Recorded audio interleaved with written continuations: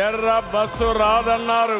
ఎర్ర బస్సు కూడా రాని ఈ గ్రామానికి ఎయిర్పోర్ట్ ఎందుకు సార్ అని అడుగుతా ఉంది నర్సాయమ్మ. ఎయిర్ బస్ వచ్చింది.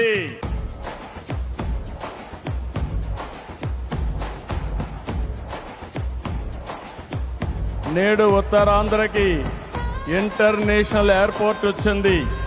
ఉత్తరాంధ్రకి అంతర్జాతీయ ఐటీ దిగ్గజం గూగుల్ వచ్చింది. ఉత్తరాంధ్రకి ప్రపంచ స్థాయి స్టీల్ కంపెనీ ఆర్సీఆర్ మిత్తల్ వచ్చింది. ఇంకా ఎన్నెన్నో. ఇవన్నీ ఎలా వచ్చాయి ఒక్కసారి మీరు ఆలోచించుకోవాల్సిన అవసరం ఉంది. 2 ఏళ్ల క్రితం విధ్వంసమైన రాష్ట్రం.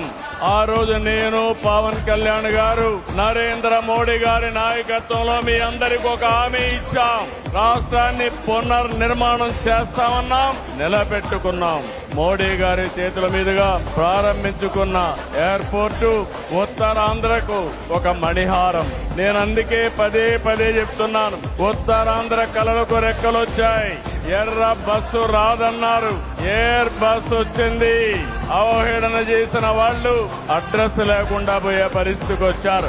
ఆ రోజు ఎన్నో ఈ ప్రాంత ఆశలని, ఆకాంక్షల్ని తక్కువ చేశారు, అడ్డుపడ్డారు. అన్ని అధిగమించాం.